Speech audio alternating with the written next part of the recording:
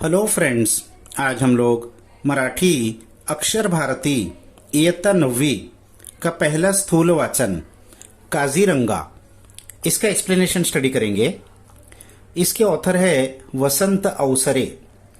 तो इस लेसन में क्या है, प्रस्तुत पाठात लेखकांनी काझीरंगा अभयारण्याची जंगल सफारीचे वर्णन केले आहे। तो इस प्रेजेंट लेसन में लेखक ने काजीरंगा, ये एक वाइल्ड लाइफ सेंचुरी है, इसके अंदर उन्होंने सफारी, जंगल सफारी किया था, उसका डिस्क्रिप्शन किया है। तो आप लोग को मालूम होगा काजीरंगा और मानस ये दो आसाम की वाइल्ड लाइफ सेंचुरीज ये पूरे वर्ल्ड में फेमस है और इनको वर्ल्ड हेरिटेज साइट ऐसा भी टाइटल दिया गया है। तो पूरे दुनिया से लोग यहाँ जानवरों की बायोडाइवर्सिटी देखने के लिए आते हैं। तो चलो हम लोग रीड करते हैं। सुमारे 265 चौरस किलोमीटर विस्तार असलेली काझीरंगा पशुस्थळी अथवा अभयारण्य साऱ्या भारताचे एक भूषण आहे।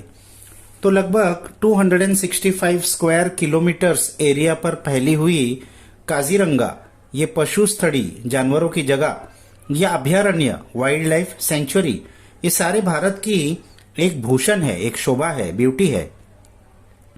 एक आफ्रिका सोडल्यास इतके विविध आणि असंख्य पशुपक्षी आसाम शिवाय जगाच्या पाठीवर इतरत्र कुठेच आढळत नाहीत।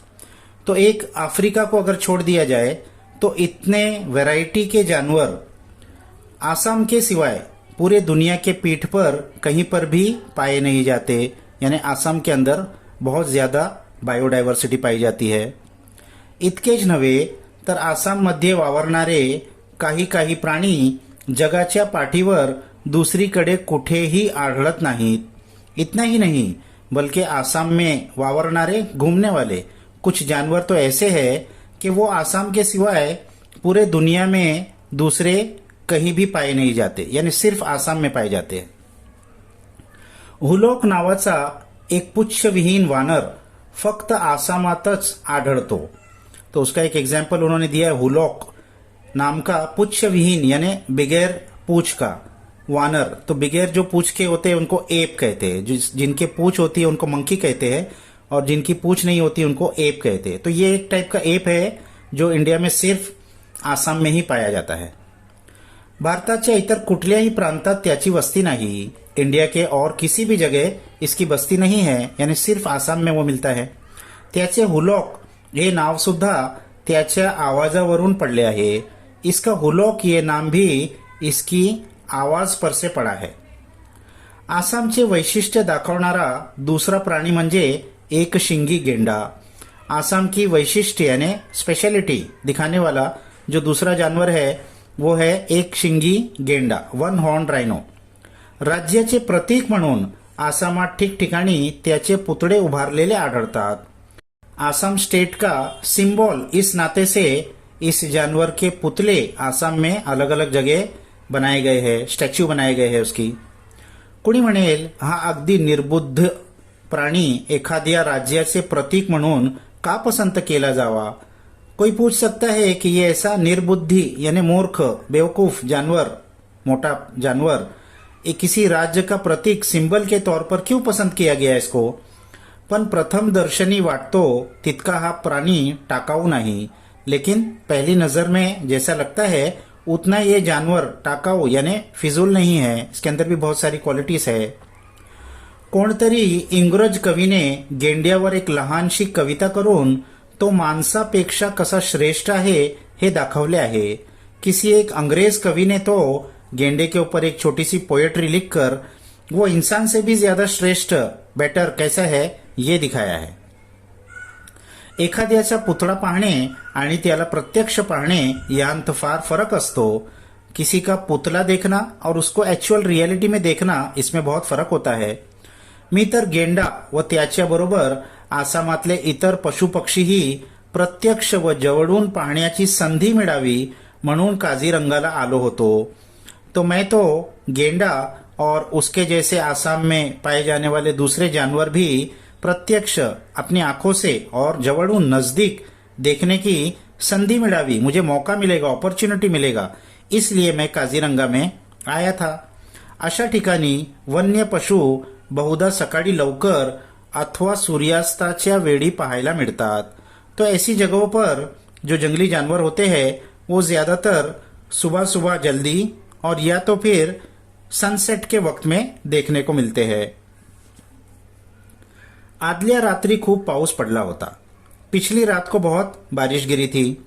तेव्हा सकाळी जर पावसाची बुरबुर चालू राहिली तर जंगलात जाणे कठीण हे मी जाणून होतो। तो इसलिए अगर सुबह भी बारिश की बुरबुर ड्रिजल चालू रहेगी तो फिर जंगल में जाना बहुत मुश्किल हो जाएगा, ये मुझे मालूम था। पण माझे नशीब जोरदार होते, लेकिन मेरा नसीब बहुत अच्छा था। दुसऱ्या दिवशी सकाळी आकाश पूर्णपणे निरभ्र होते। दूसरे दिन सुबह आसमान पूरी तरीके से निरभ्र क्लाउडलेस था। पूर्वेचा वारा पण इतका शांत होता की जंगलात फिरणाऱ्या जनावरांना आमचा वासही येणे कठीण होते। पूर्व ईस्ट की तरफ से जो हवा आ रही थी वो भी इतनी शांत थी कि जंगल में फिरने वाले जानवरों को हमारी बास, हमारी खुशबू आना भी बहुत मुश्किल था। हवा से उनको खुशबू मिलती है। काजीरंगाची भूमी ही कर्दम भूमी आहे। ये इंपॉर्टेंट पॉइंट है। काजीरंगा की जमीन कैसी है? कर्दम भूमी है, यानी एकदम चिखल है, मड है। इथल्या कमरे इतक्या चिखलातून फिरणे माणसाला अशक्यच, तो इसमें कमर के इतना कीचड़ होता है, उसमें फिरना तो इंसान के लिए पॉसिबल ही नहीं है।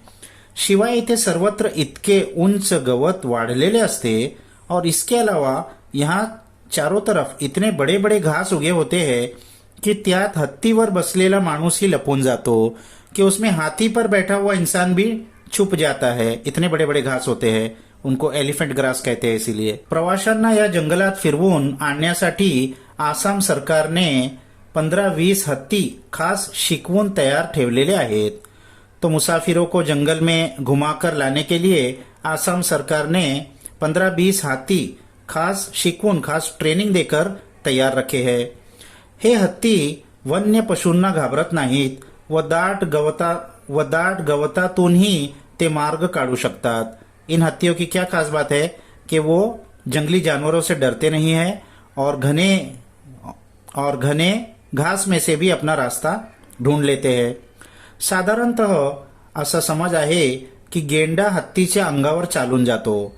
अब गेंडे की एक खास बात बता रहे हो कि नॉर्मली ऐसा बिलीव किया जाता है कि गेंडा हत्ती पर भी हमला कर देता है। अंगावर चालून जातो यानी उसके ऊपर हमला कर सकता है। पण शेजाऱ्याला निष्कारण त्रास देणे वन्य पशूंच्या रक्तातच नाही, लेकिन शेजारी नेबर्स को, अपने पड़ोस वाले को निष्कारण बगैर किसी रीजन के त्रास देने, तकलीफ देना, ये जंगली जानवरों के खून में ही नहीं होता। यानी वो जबरदस्ती किसी को तकलीफ नहीं देते, तो फिर गेंडा ऐसा क्यों करता है? गेंडा देखील या नियमाला अपवाद नाही। गेंडा भी इस नियम का कोई एक्सेप्शन नहीं है। अपवाद, एक्सेप्शन, यानी गेंडा भी जबरदस्ती किसी को तकलीफ नहीं देता। क्वचित केव्हा तरी एकटा असलेला गेंडा समोर येणाऱ्या पशुवर धडक मारायला निघतो। तो कभी कभी अकेला जब गेंडा होता है तो सामने अगर उसके कोई जानवर आ गया तो उसको टक्कर मारने के लिए वो भागता है। पण एकलकोंडेपणाचे पर्यवसान 63पणात झाले नाही तरच नवल। तो उसका रीजन उन्होंने ये बताया है कि एकलकोंडेपणा यानी सॉलिट्यूड, अकेले रहने वाला ये जानवर है गेंडा, तो इसका पर्यवसान, इसका रिजल्ट 63पणा यानी हॉट टेम्पर्ड, गुस्सा, इसमें अगर नहीं हो तो ही नवल है, तो वो आश्चर्य की बात है, वंडर की बात है। यानी क्योंकि गेंडा अकेला रहता है इसीलिए वो किसी और जानवर को देख के उस पर हमला करने जाता है। जगातील प्रचंडकाय प्राण्यात भारतातील एकशिंगी गेंड्याचा 4था नंबर लागतो म्हणतात। तो पूरे विश्व के प्रचंडकाय ह्यूज जानवरों में भारत का ये जो एक सिंगी गेंडा है इसका 4था नंबर है। तो पहले 3 कौन है? पहिल्या तिघांत आफ्रिकी हत्ती, भारतीय हत्ती व आफ्रिकेतला सफेद गेंडा यांचा समावेश होतो। तो पहले 3 में अफ्रीकी हाथी, भारतीय हाथी और अफ्रीकी सफेद गेंडा, ये 3 शामिल है और चौथा ये इंडिया का एक सिंगी गेंडा है।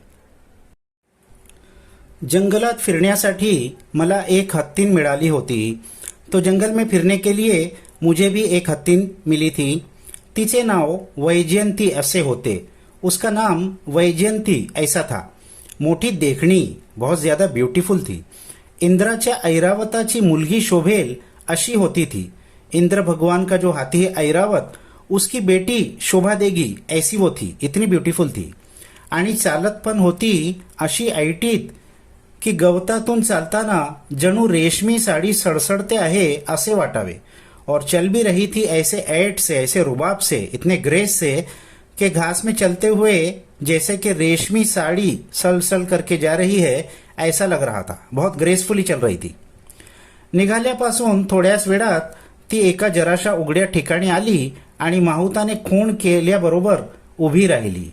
तो निकलने के थोड़े ही देर बाद वो एक जरा सी खुली जगह पर आई और माहुत यानी वो जो उसको ट्रेनर होता है, उसने खूण केल्याबरोबर, खूण यानी इशारा, सिग्नल किया, उनका सिग्नल्स होता है, उसको ट्रेनिंग किया जाता है. तो इशारा करने पर वो खड़े हो गई. समोरच आमच्याजवळ एक गेंडा अगदी निश्चल उभा होता. तो सामने ही हमारे नजदीक एक गेंडा बिल्कुल निश्चल यानी बिल्कुल स्टेशनरी खड़ा था. चिलखत घालून पहाऱ्यावर उभ्या असलेल्या एखाद्या विशालकाय योद्धासारखा. चिलखत यानी आर्मर, जो जंग में पहनते हैं फौजी लोग पुराने जमाने में, तो आर्मर पहनकर पहरा देते हुए खड़ा है ऐसा किसी एक विशालकाय बहुत ह्यूज योद्धा, वॉरियर के जैसा वो खड़ा था. जराशी मान हलवून त्याने आमच्याकडे पाहिले. थोडीसी गर्दन हलाकर उसने हमारी तरफ देखा. व मनात नक्की केले की आपली जागा सोडून पुढे मागे होण्याची जरूर नहीं.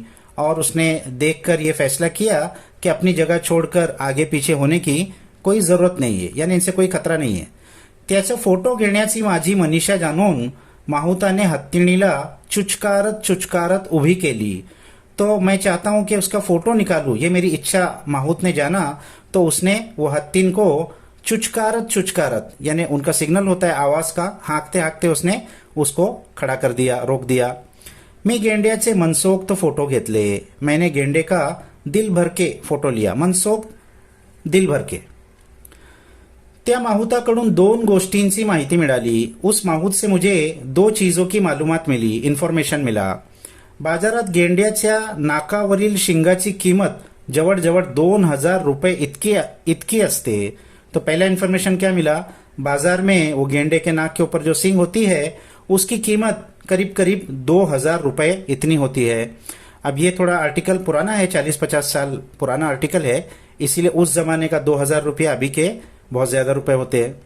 व दुसरी अशी की शरीर थंड राखण्यासाठी चिखलाने अंग माखून घेणारा गेंडा हा सामाजिक आरोग्याचा भोगता असतो. और दूसरी बात ये मालूम पड़ी कि शरीर ठंडा रखने के लिए कीचड़ में अपने आप को मल लेने वाला ये गेंडा सामाजिक आरोग्य यानी सोशल हेल्थ का भोगता असतो. भोगता है ना, उसको बहुत पसंद है, बहुत पैशनेट है, हेल्थ के बारे में बहुत पैशनेट है, उसकी बहुत अच्छी आदतें हैं. क्या है वो, सबंध मोठ्या जंगलात फक्त एकाच ठिकाणी जाऊन तो आपली विष्ठा टाकतो. इतने बड़े जंगल में सिर्फ एक ही जगह जाकर वो अपनी विष्ठा करता है. विष्ठा एक्सक्रीशन, टॉयलेट करता है. कित्येक मैल दूर असला तरी त्याच एका जागेवर तो नेहमी परतून येतो. कितने ही मील दूर क्यों न हो, लेकिन उसी एक जगह पर वो हमेशा रिटर्न आता है. घाण वाटेल तेथे टाकू नये, शेजाऱ्या पाजाऱ्यांना त्रास होईल असे वागू नये. तो गंदगी कहीं भी नहीं फेंकना चाहिए और अपने अड़ोस पड़ोस के लोगों को तकलीफ नहीं देना चाहिए. हे समझणारा गेंडा. जिस गेंडे को ये बात समझ में आती है निसंशय शहाणाच म्हटला पाहिजे. उसको विदाउट एनी डाउट इंटेलिजेंट ही कहा जाएगा. पहले आया था गेंडे जैसे मूर्ख जानवर को क्यों सिंबल बनाया, तो यहाँ वो बता रहे कि वो दिखने में जैसा है वैसा नहीं है, वो बहुत इंटेलिजेंट जानवर है. माहुताने खूण केली व गरकन वळसा घेऊन वैजयंती दुसरीकडे निघाली. तो माहुतने खूण किया, खूण इशारा, सिग्नल दिया. तो गरकन वळसा घेऊन फौरन टर्न करके, वळसा टर्न करके वैजयंती दूसरी तरफ निकली. त्याच वेळी एक पांढरा शुभ्र गाय बगड़ा डोक्यावरून पंख हलवत उडाला. उसी वक्त एक बहुत वाइट ब्राइट गाय बगड़ा यानी एक बगला, व्हाइट कलर का जो बगला है, वो सर के ऊपर से पंख हलाते हुए उड़ा. मी लगेच मनात नक्की केले. मैंने अपने मन में फौरन फैसला किया की जवळपास कुठेतरी रान म्हशींचा कळप असला पाहिजे, कि यहीं करीब करीब कोई तो रान म्हशी यानी जंगली भैंसों का कोई कड़प यानी ग्रुप होना चाहिए.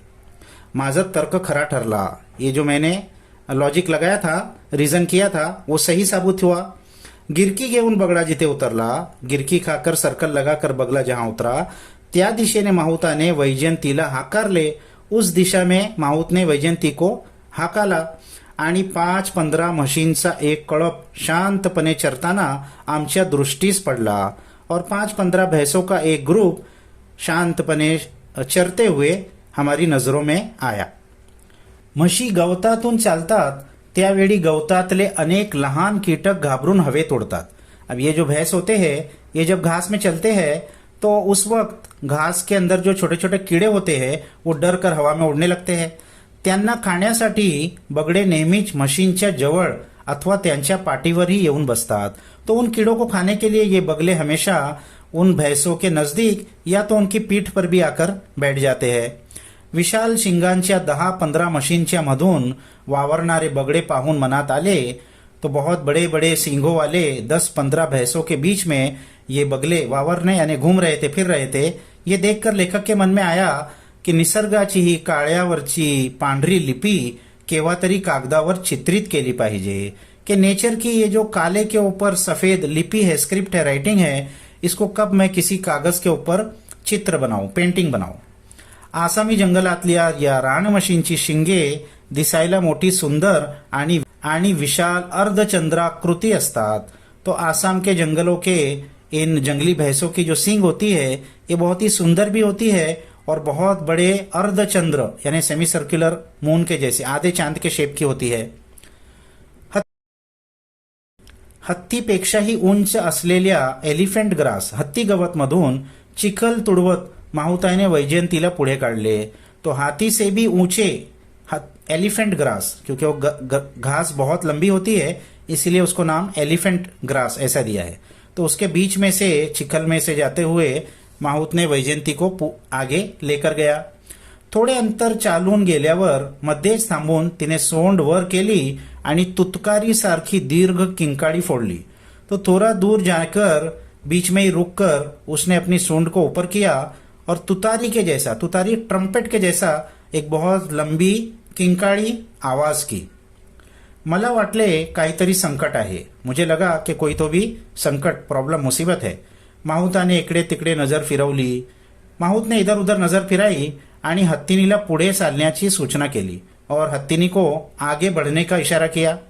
सावधपणे पावले टाकत गवतातून चालत ती एक डब्यापाशी आली। तो सावधपणे बहुत ही केयरफुली अपने पैरों को आगे बढ़ाते हुए और घास में से चलते हुए वो एक डबक्यापाशी आली। डबक्यापाशी यानी एक स्मॉल पॉन्ड होता है, पडल होता है पानी का। डबक्याच्या काठावर एक हरिण मरून पड़ले होते। तो उस डबके के, उस पॉन्ड के किनारे पर एक हरण मर के पड़ी हुई थी, उसकी डेड बॉडी थी वहां पर। हत्तीनीने पुन्हा एक किंकाळी फोडली आणि तोंड हवेत फिरवून चारी दिशांचा वास घेतला। तो हत्तीनीने फिर से एक बार जोर की आवाज की और अपने तोंड को, अपने मुंह को हवा में फिराया और चारों दिशांचा, चारों ही डायरेक्शन में वास घेतला। उसने सूंघा कि कोई जानवर तो नहीं है। जणू काय मृत्यूची पावले आजूबाजूला कुठे रेंगाळत आहेत की काय याचा मागोवा ती घेत होती। तो जैसा कि मृत्यु की पावले यानी डेथ के पैर, यानी जिसने भी हमला किया था उसके ऊपर, वो आजू बाजू में ही कहीं घूम रहा है क्या, इसका वो क्या कर रही थी, मागोवा घे रही थी, यानी ढूंढ रही थी, शोध कर रही थी। माहुताने वैजयंतीला जरा खाली वाकायला लावले। माहुतने वैजयंती को जरा थोड़ा नीचे झुकाया आणि आपल्या सोबत्याला खाली उडी मारायला सांगितले और उसके साथ में जो एक और था उसको नीचे उडी मारने के लिए कहा। त्या सोबत्याने खाली उतरून हरणाच्या प्रेताचे नीट निरीक्षण केले। तो उस साथीदार ने नीचे उतर के उस हरण के प्रेत का, प्रेत यानी डेड बॉडी का, बहुत अच्छे से निरीक्षण किया, ऑब्जर्वेशन किया। कुठल्या तरी प्राण्याने छातीत शिंग खुपसून त्याची हत्या केली होती। किसी तो भी जानवर ने छाती में सींग घुसाकर उसकी हत्या कर दी थी। किती नाजूक सुंदर जीव, ये कितना नाजूक और ब्यूटीफुल जान थी। पण जनावराच्या एका आंधळ्या वेड्या लहरी बरोबर चक्काचूर झाला त्याचा। लेकिन किसी जानवर के एक अंधे और पागल लहरी में, लहर एक विम में, गुस्से के विम में वो चक्काचूर हो गया, यानी वो खत्म हो गया, चकनाचूर हो गया। माझे मन क्षणभर बधीर झाले। मेरा मन क्षण भर एकदम उदास हो गया, मुझे कुछ सूझ नहीं रहा था. काझीरंगाच्या विस्तीर्ण वनप्रदेश तुडवत आणि भिजलेल्या वाऱ्यावर मंद मंद गतीने तरंगत गिरक्या घेणारा जमिनीचा व गवताचा वास होंगत वैजंती प्रवासी बंगल्याच्या दिशेने चालू लागली. तो काजीरंगा के इस विस्तीर्ण फैले हुए वन प्रदेश को तुड़वत यानी उसमें से चलते हुए आणि भिजलेल्या वारावर और भीगे हुए हवा में मंद मंद गति से तरंगत आहिस्ता आहिस्ता गति से तरंगत तैरते हुए गिरक्या घेणाऱ्या जमिनीचा व गवताचा वास उंगत और जो जमीन और घास थी उसकी खुशबू सूंघते हुए वैजंती प्रवासी बंगला के दिशे में चल रही थी. का कोण जाने, पण वाटेत पुन्हा ती थबकली. अब क्यों क्या पता, वो रास्ते में फिर से एक बार थबकली, रुक गई. आणि त्याच वेळी समोरून हरणांचा एक कड़प उड्या मारत पड़त पड़त निघून गेला. और उसी वक्त सामने से डियर्स का, हरण का एक कड़प, एक ग्रुप उडी मारते हुए दौड़ते दौड़ते वहां से गया. त्या हरणांकडे पाहून एका विलक्षण समाधानाने माझे मन भरून आले. उन हरणों की तरफ देखकर बहुत ज्यादा विलक्षण, बहुत ज्यादा समाधान, सैटिस्फैक्शन से मेरा मन भर गया. त्यांचा तो कड़प सारंगाचा आहे असे मनाला वाटू लागले. उनका वो जो ग्रुप है वो सारंगों का है ऐसा मुझे लगने लगा. सारंग एक किस्म की हरण होती है. किंचित काळसर अंगावर अस्पष्ट पांढुरके ठिपके असलेल्या हरणांना संस्कृत भाषेत सारंग म्हणतात. तो काले जिस्म पर वाइट वाइट ठिपके डॉट्स होते हैं, ऐसे हरणों को संस्कृत में सारंग ऐसा कहते हैं. या हरणांचा कड़प वेगाने जातो. ऐसे हरणों का जो कड़प होता है बहुत तेजी से दौड़कर जाता है. त्यावेळी एखादा काळा पांढरा ढग वाऱ्यावर तरंगतो आहे असे वाटते. तो उनको देखकर ऐसा लगता है कि काला सफेद एक बादल हवा पर तैर के जा रहा है ऐसा लगता है. ढगालाही संस्कृत भाषेत सारंग हे नाव आहे और बादल के लिए भी संस्कृत भाषा में सारंग ये नाम है. वैशाखातल्या पांढुरक्या ढगासारखे क्षणाक्षणाला वेगळे रूप घेणारे मन तिथे घोटाळत असता वैजंती काझीरंगाच्या कडेला येऊन उभी राहिली. तो वैशाख मराठी कैलेंडर का एक महीना है. तो वैशाख महीना के पांडुरक्या ढग्यासारखे सफेद बादलों के जैसा क्षणाक्षणात वेगळे रूप घेणारे, हर क्षण में हर सेकंड में अलग रूप ले लेते हैं, ऐसा मन तिथे घोटाळत असता मन में ये सब आइडियाज आ रही थी. और वैजंती काझीरंगाच्या कडेला और वैजंती काझीरंगा के कॉर्नर में येऊन उभी राहिली, आकर खड़े हो गई. प्रवासी बंगला तेथून जवळच होता और हमारा जो गेस्ट हाउस था वो वहां से बिल्कुल करीब ही था. तो ये लेखक ने बहुत ही अच्छा डिस्क्रिप्शन इस काजीरंगा की जंगल सफारी का इस लेसन में किया है. इसके क्वेश्चन आंसर्स हम दूसरे वीडियो में दे चुके हैं.